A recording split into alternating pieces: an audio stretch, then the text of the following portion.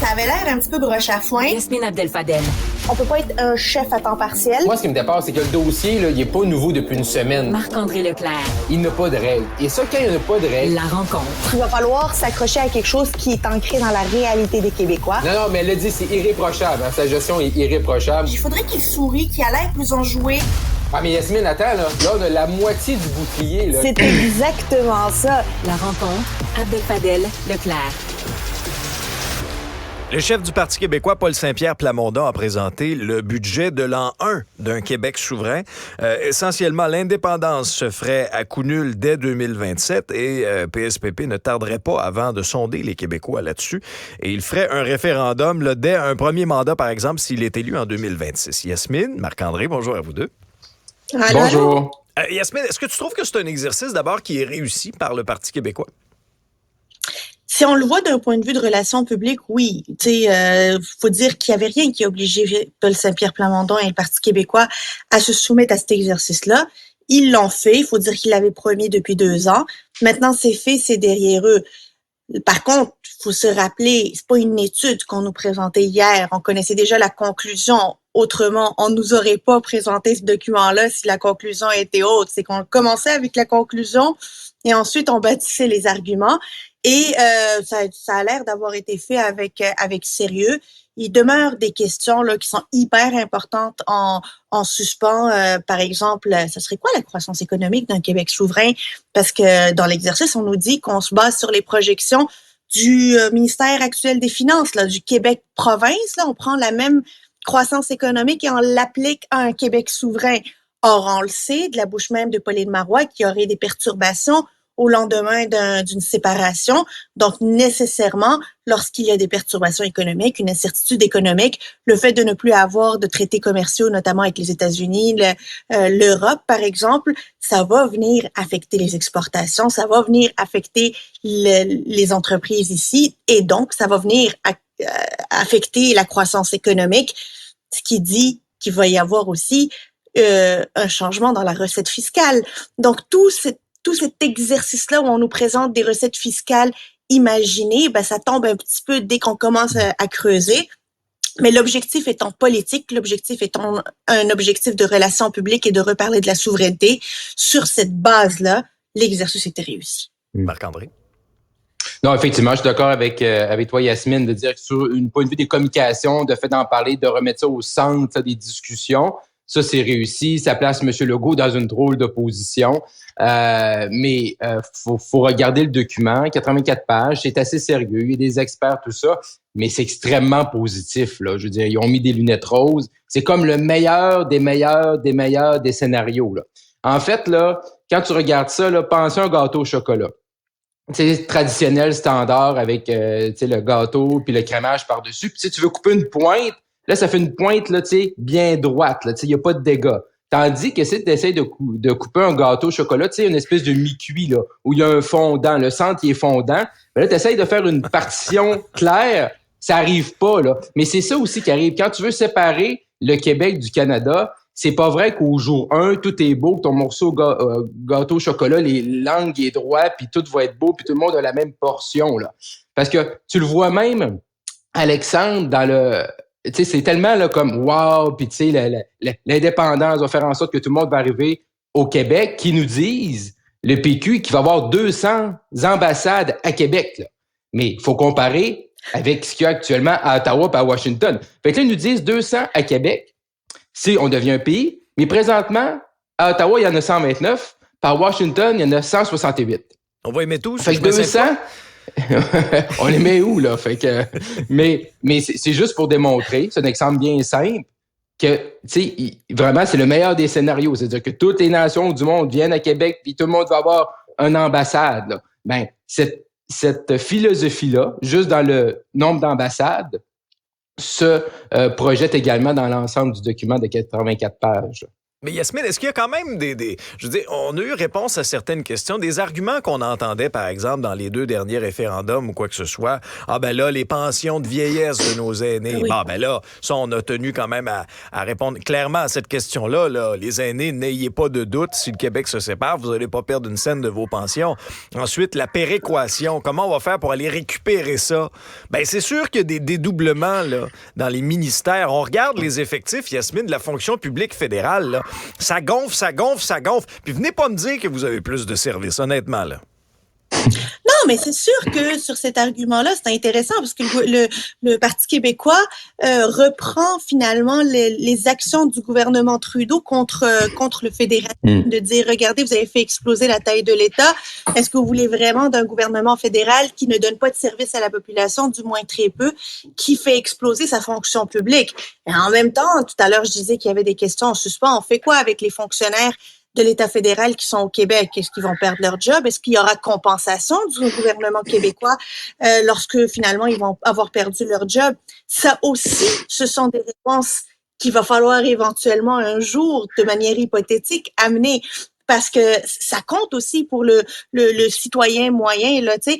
Ils ont répondu à des questions, à des craintes bien légitimes, là, de certains retraités, par exemple. Vous allez pas perdre vos pensions, puis on va même les bonifier, juste pour vous montrer à quel point ça serait extraordinaire, un Québec souverain. Mais tout ça tient sur un château de cartes, là, puis il est mieux de pas y avoir un courant d'air parce que ça va tout s'effriter. On dirait qu'on n'est même pas dans une période d'incertitude économique là, quand on regarde le budget de l'an 1 puis qu'on est dans un écosystème fermé où il n'y a aucun autre élément qui vient jouer sur l'économie. C'est un exercice périlleux. Mais s'il faut se rappeler et le voir d'un point de vue de relations publiques et de politique, et là-dessus, oui, c'est gagné. Mais ensuite, quand on creuse économiquement et dans le plan, on retombe sur nos 2 pattes dans la réalité, là. Tu sais, tout est plus beau en théorie. Moi aussi, j'aimerais habiter en théorie, mais la vérité, c'est qu'on habite en pratique. Mais la meilleure portion du document, là, c'est les 15-20 pages où on parle là, de la mauvaise gestion économique de Justin Trudeau. Oui. Fait que ça, pour le Bloc, pour les conservateurs à Ottawa, là, allez le lire. Là. C'est très intéressant. Les tableaux sont là. Ils ont fait le travail. Là. Je pense que c'est ça la meilleure portion du document, c'est vraiment là. Mais ce qui fait en sorte que l'ensemble des chiffres, l'ensemble du document, l'ensemble de la théorie repose sur la mauvaise gestion économique de Justin Trudeau à l'heure actuelle, surtout qu'ils prennent beaucoup les chiffres de 2021-2022, pandémie, on dépense beaucoup. Qu'est-ce qui arrive avec les chiffres qu'on nous a présentés hier si François-Philippe Champagne devient chef du Parti libéral, il est premier ministre du Canada dans 18 mois? Qu'est-ce qui arrive si c'est Pierre Poilievre qui remporte la prochaine élection dans 17 mois? Donc, ça tient sur un contexte actuellement où les chiffres sont favorisés. Il y a un embelli parce que ce qui se passe à Ottawa, il y a de la mauvaise gestion. Mais il ne faut pas penser que cette mauvaise gestion-là, elle est éternelle, un jour ou l'autre. Peu importe qui sera le premier ministre, peu importe la couleur du gouvernement, que ce soit bleu ou rouge ou orange ou violette, peu importe, il n'y aura pas le choix d'avoir une rigueur budgétaire. Ce qui fait en sorte que le document d'hier, il va être à refaire. Et également, au jour 1 de la prochaine campagne électorale en 2026, dès que M. Saint-Pierre Plamondon va faire une promesse électorale, le document, il est à revoir. Fait que, il faut le prendre aussi comme les sondages. C'est contextuel. C'est en date d'hier. Aujourd'hui, ça a déjà changé. Dans 6 mois, ça va être une autre perspective. Puis après la prochaine élection fédérale également. Parce que c'est pas vrai non plus pour le PQ qu'ils vont pas faire des promesses en 2026. C'est ça, c'est une photo Polaroid du 23 octobre 2023. Oui. Il y aura un livre bleu aussi qui paraîtra en 2025. En tout cas, on aura peut-être des compléments à l'intérieur de ça. Mais Marc-André, le fait que PSPP promette un référendum, peu importe, là, les conditions gagnantes vont être là. On a entendu toutes sortes d'excuses là, du PQ au cours des dernières années pour ne pas le tenir. Mais Paul Saint-Pierre Plamondon dit, moi, si je suis élu en 2026, peu importe le contexte, on y va. Est-ce que c'est la bonne stratégie? C'est très cow-boy. Il s'assume. C'est comme ça que M. Saint-Pierre Plamondon a fait sa marque de commerce depuis déjà plusieurs mois, de s'assumer, d'aller de l'avant. Mais on peut pas, je veux dire, ça fait en sorte que la prochaine campagne 2026, on va parler de référendum, là. Ça veut dire que ça va être au cœur de son action. Ça veut dire que les adversaires, puis encore une fois, le Québec, on va être plongé dans ce débat-là, à savoir si le Québec peut être souverain, puis bon, il va y avoir les pour, les contre, puis on est reparti, là. Ça veut dire que la prochaine campagne, au lieu de parler d'éducation, au lieu de parler de santé, on va être au cœur probablement encore de l'inflation, des hypothèques élevées en 2026. C'est-à-dire qu'on revient dans ce fabuleux débat-là. Mais moi, je dis, et là, est-ce que ça va... Les électeurs, est-ce qu'on va avoir une crainte, là? Est-ce que les électeurs... Les gens dans Jean Talon, là, ils ont voté pour le PQ. C'est pas tous des péquistes, c'est pas tous des souverainistes, mais ils ont dit, on peut voter pour M. Saint-Pierre Plamondon. Puis probablement que si un jour il y a un référendum, on verra rendu là. Est-ce que l'électorat en 2026 va être prêt à faire ça? Je suis pas certain, là. Ça dépend si le Parti québécois continue d'ici 2026 à bâtir la maison de la souveraineté, brique par brique, document par document, plan par plan. Lorsque les Québécois vont se rendre compte que, là je le dis entre guillemets, la menace est réelle, le fait d'avoir obtenir un référendum est quelque chose de semblable à portée de main. Est-ce que l'électorat et l'humeur de l'électeur va changer, puis qu'on va le voir durant la campagne électorale de 2026? Puis on le sait comment les électeurs réagissent lorsqu'ils sentent que on est à la veille de se replonger dans une crise référendaire, dans une discussion, est-ce qu'on doit tenir ou pas le tenir, le référendum, est-ce que on va la faire ou pas la faire, la souveraineté. En général, ils veulent rien savoir de ça, puis ils se réfugient chez des valeurs sûres, entre guillemets. Là, moi, ce qui m'intéresse, c'est de savoir qui sera la valeur sûre. Est-ce que c'est le Parti libéral du Québec ou est-ce que c'est François Legault? Est-ce que François Legault va devenir ce rempart contre l'idée de la souveraineté ou est-ce que le Parti libéral, qui va avoir un nouveau chef d'ici 2026, va réussir à reprendre la place qu'il a toujours occupée dans ce genre de débat-là? Et je pense que c'est sur ce terrain-là que ça va être intéressant. Là, moi, je pense qu'il y a personne qui est tombé en bas de sa chaise hier en apprenant que le PQ voulait faire la souveraineté et que le Parti québécois de Paul Saint-Pierre Plamondon, de manière encore plus précise, voulait le faire dans un premier mandat. Maintenant, est-ce que c'est réaliste? C'est ça qui va déterminer si les aiguilles des intentions de vote vont changer. Ouais, moi, je crois à M. Saint-Pierre Plamondon quand il dit qu'il veut le faire, mais sauf qu'il y a la réalité aussi, là, dans le sens, pour faire un référendum, faut que tu gagnes. Et quand tu gagnes, c'est-à-dire que tu amènes des femmes et des hommes avec toi, puis tu les nommes ministres. Et là, ces gens-là, ils ont une limousine, ils ont un titre, ils ont un emploi, ils ont un bon salaire. Et là, après ça, tu dis, la souveraineté, mettons, est à 35% dans les sondages, go, on y va. M. Saint-Pierre Plamondon va bien vouloir partir avec son bâton de pèlerin.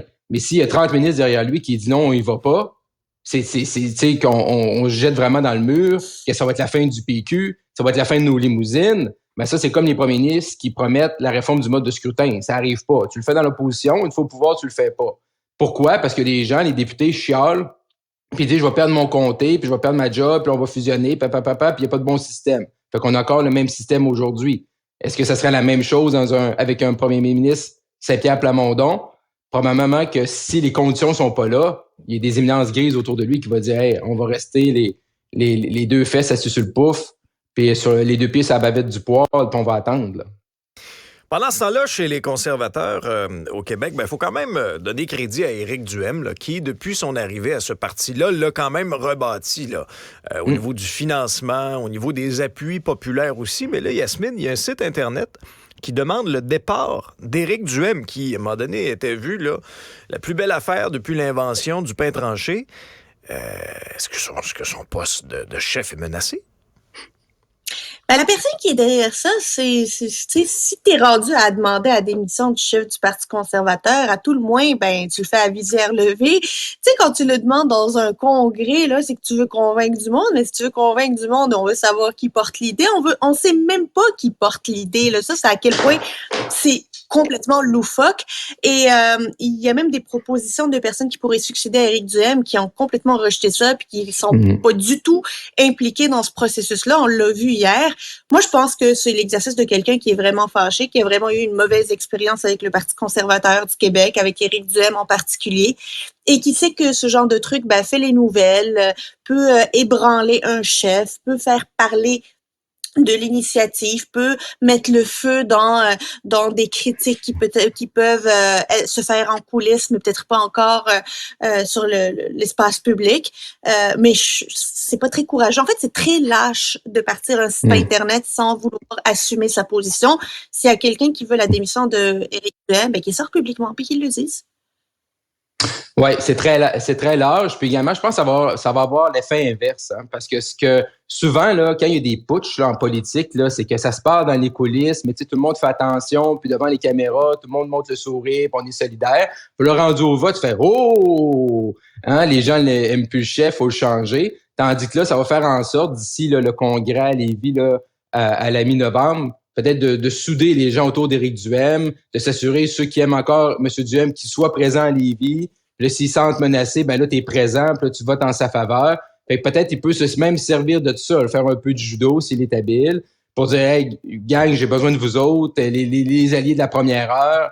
Mais je veux dire, c'est pas très beau à voir quand même de faire un site comme ça, à mettre des noms de gens, de personnes qui ont même pas intérêt ou qui sont même détachés de la politique, qui font d'autres choses aujourd'hui. Donc, c'est assez large, c'est assez bas. En plus, on peut même pas savoir c'est qui, là, parce que c'est caché là, derrière différentes adresses. Là. C'est petit. Marc-André, Yasmine, merci à vous deux pour la discussion. Ça fait plaisir.